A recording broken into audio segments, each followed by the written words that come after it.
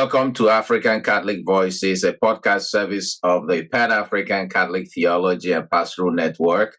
My name is Father Stan Chu Ilo. I am your host today. For some time now, there has been a concern among Africans in their relationship with the West that Western donor agencies and governments attach certain conditionalities on the aid that they give to Africa.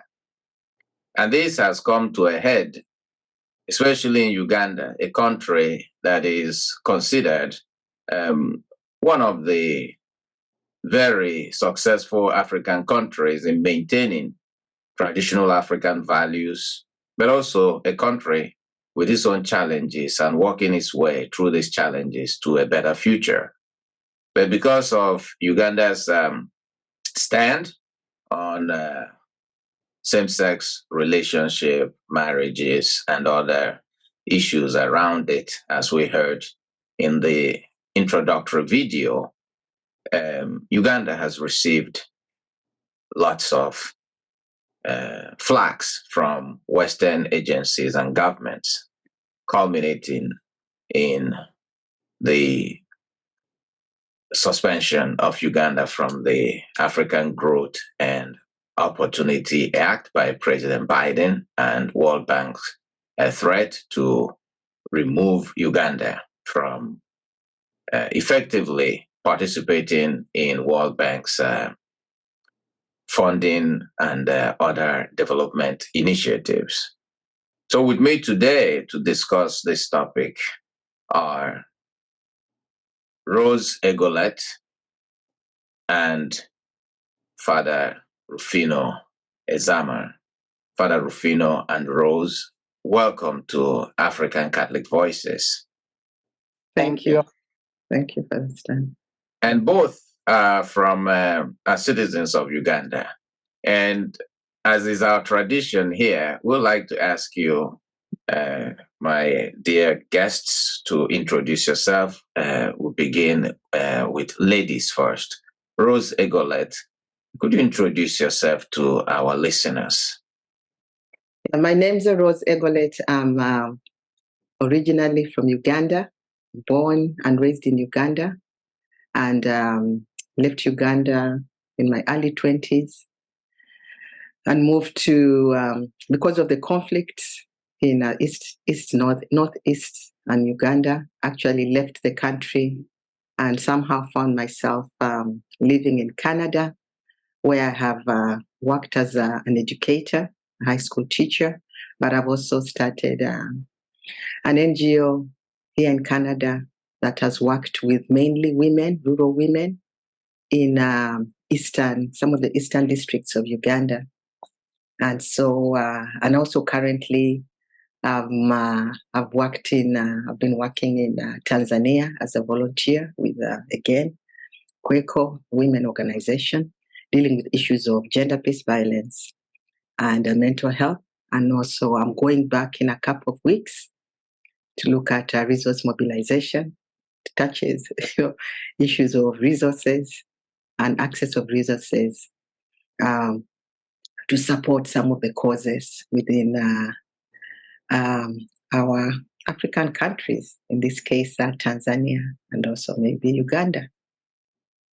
Thank you very much, Rose Egolet. You're quite accomplished in this work, and we thank the good Lord for your life and giant witnessing to the lives of so many women and the poor and those who are living at the existential peripheries of life. And we come to you, Fr Ruffino. I know you have been a guest here and a co-host.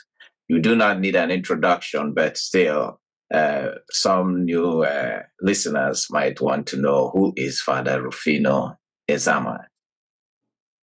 Thank you. I'm Fr Ruffino Ezama, and I belong to a religious order, which is an international religious order. Born in Uganda, but moved in several countries for my work.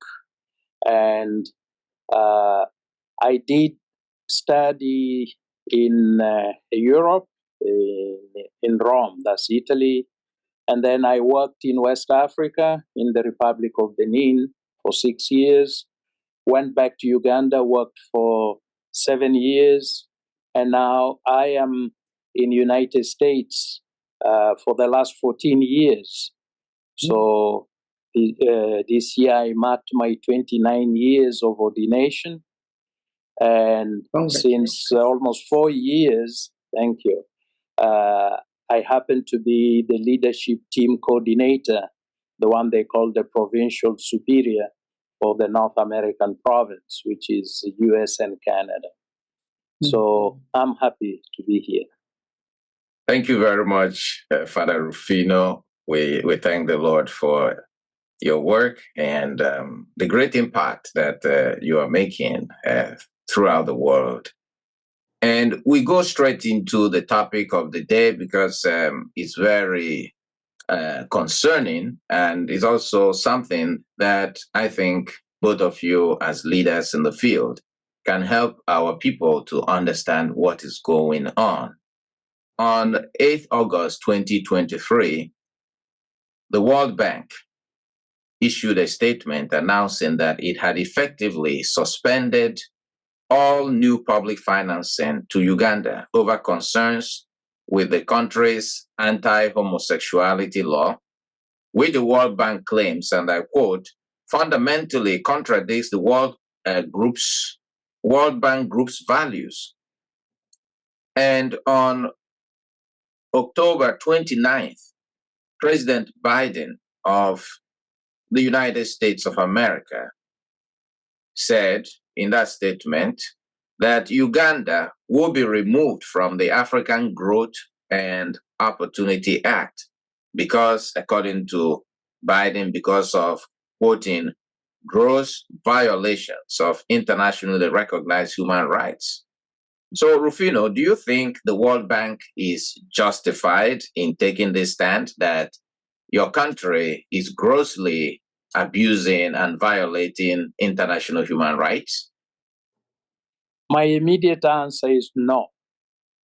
And I would say no for some few reasons, because the stand brings in confusion.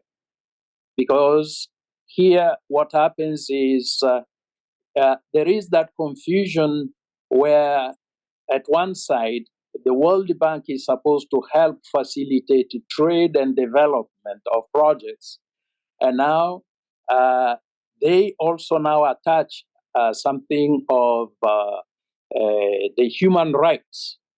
So by trying to come up with a measure which is punitive, I don't think they are really helping, because they are supposed to help like Uganda in order to develop using the resources which are on the ground and also the ones they will share with us in order to focus on some of these projects. So it opens for me some questions where I would like to find out why is it that they take this punitive measure when, for instance, the passing of this law is still in court. It's not yet even finalized. Immediately they run in order to say, no, this is not right, and they would like to withdraw their humanitarian help to Uganda.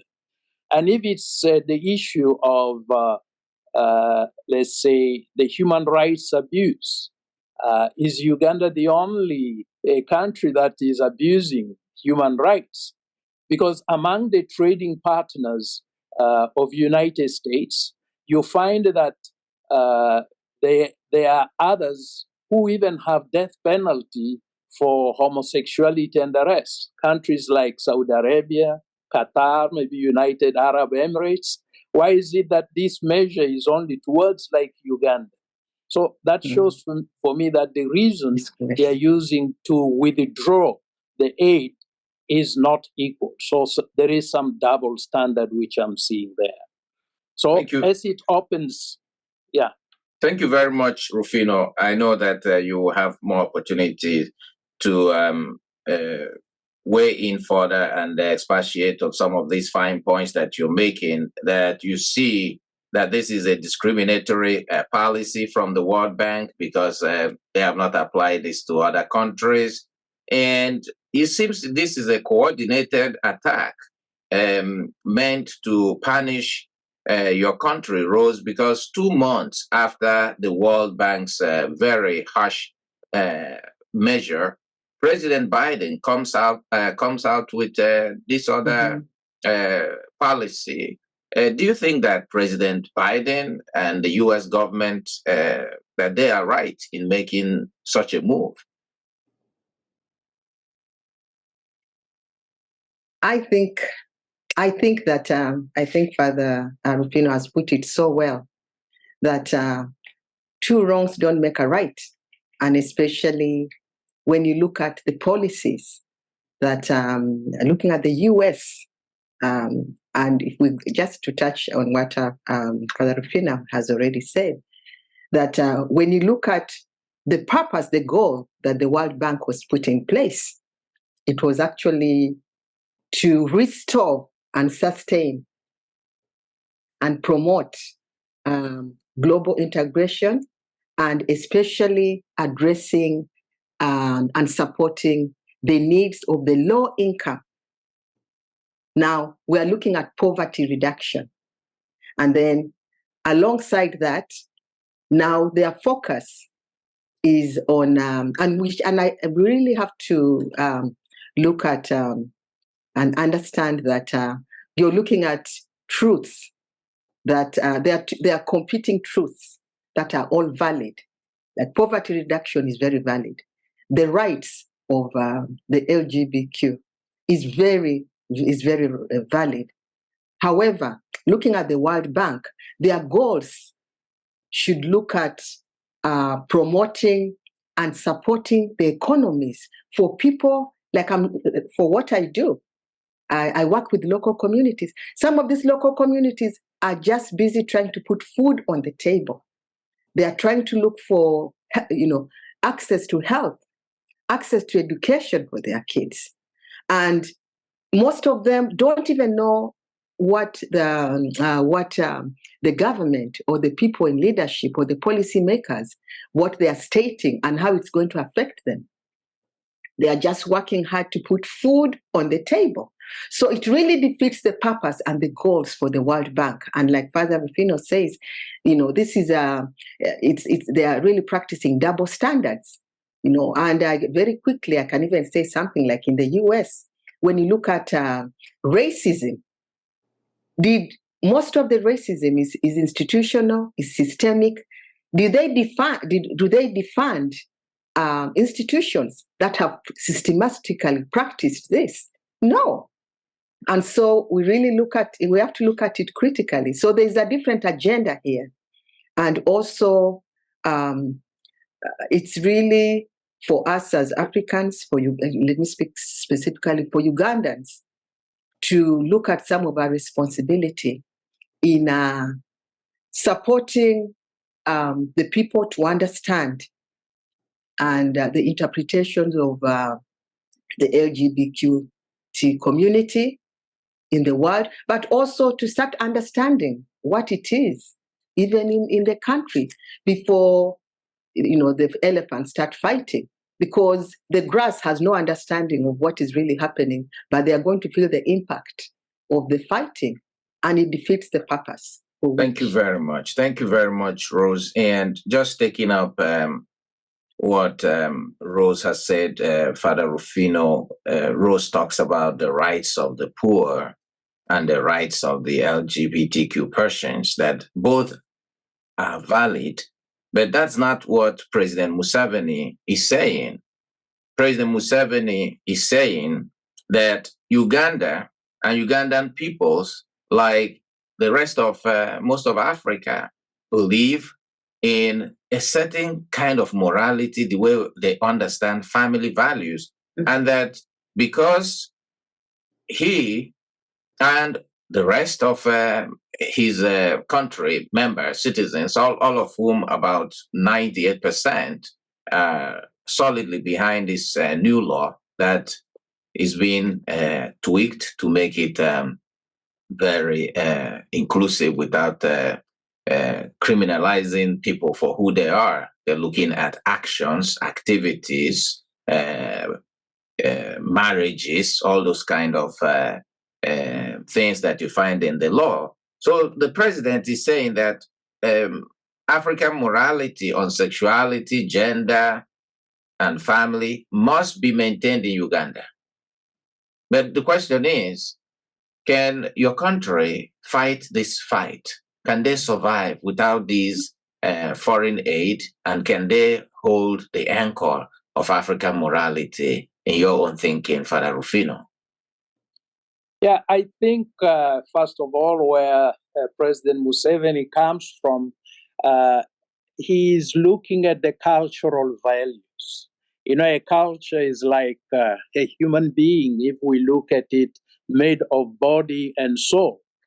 So when you have a body without a soul, you have a corpse. When you have a soul without a body, is like a ghost. Now, what Museveni is trying to look at here is we should not just bring things from out without understanding the real meaning, because the cultural setting is totally different. What the cultures in Uganda look at, they look at that good which is there, which should be giving life, you know, to the people. But now here you find yourself, because it's coming from out, you don't understand what it is. You don't help the people to understand who they are, how they are equal as members of the same family. And that's where the confusion comes. And he says, we can uplift our values within Uganda, and that means they should be a refocus, you know, on the use of the resources God has blessed Uganda with, so that people live a life which is meaningful to the society in which they are, without just bringing things without the understanding. So they will be bringing corpses into our culture and society. Thank you very much. Thank you. Now, Rose, you work in the humanitarian sector in both Uganda and Tanzania, and you work with many Western entities, more so faith-based NGOs. Now, Fr Ruffino thinks that it is time for countries like Uganda to become self-sustaining so that they will not be susceptible to this constant the kind of conditionalities brought by Western donors, some of which are now built on some ideological presuppositions. So with an agenda to promote a certain understanding of the human person and human relationships, sexuality, gender, and marriage. But the question still remains. Like you said, there are so many poor people you work with who depend on these funds that come from outside the continent. So now that the funds are being removed and more people are threatening Uganda, which is a way of also saying, not just to Uganda, other African countries, this is what's going to happen to you if you stand up to your African cultural values, your African understanding, the way we live, marriage, and family life. So do you think this is sustainable for Uganda or any other country to fight this fight with Western donors? I think this has always been, it's not the first time that Western donors have used situations to threaten. But again, when we look at the history and the genesis of most of the aid, you'll find that some of it has created dependency, which has actually been extremely just contradictory, because aid is only useful if it creates sustainable systems. And as you saw in Europe and in Japan, where the World Bank started this whole thing, they created systems that have sustained the economy so that they've not needed help outside. And that was actually that should have been the intent of the World Bank or other agencies, is to create systems, build capacities. Because you see, many times as we're all Africans, is that we have resources. We have resources, whether it's minerals, whether it's land, it's climate, that actually support the growth of food.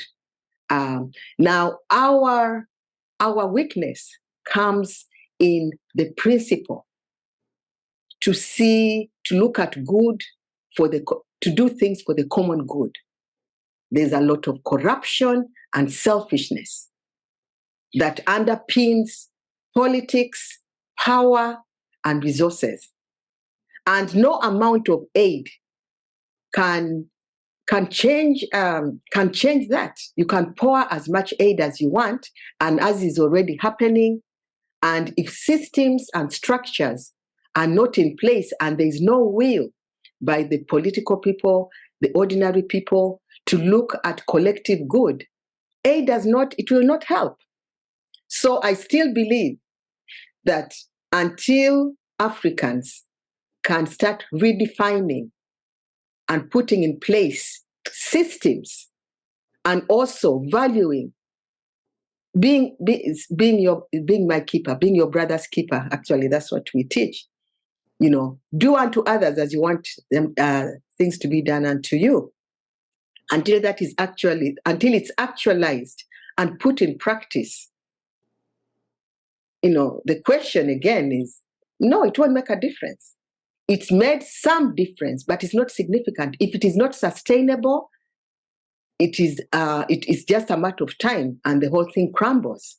Mm-hmm. So with or without aid, if we don't put in place systems and structures that can sustain and hold the community, whether it's the family, the economic systems, the social systems, the cultural practices, if they do not sustain and build to improve and transform communities, it's of no value.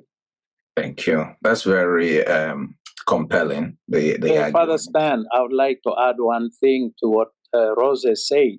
Mm-hmm. The beneficiaries of such help or aid should be the poor people. And when I look at this AGOA thing in Uganda, it's not really one of the biggest things which brings income for the poor people. Because whatever maybe United States has been sharing, it only ends up monopolized or personalized by a few. So that's where I think if Museveni says they can survive, without this foreign aid, because it's not going to leave a big gap on the poor people. They have been living practically without much. I did once even go to celebrate the Eucharist, the Mass, in AGOA facility, near Mbuya. And there were many of these people working there. And I looked at their conditions. They are working from morning to evening. Even when you want to go to the restroom, they have to see how much time you are taking in there.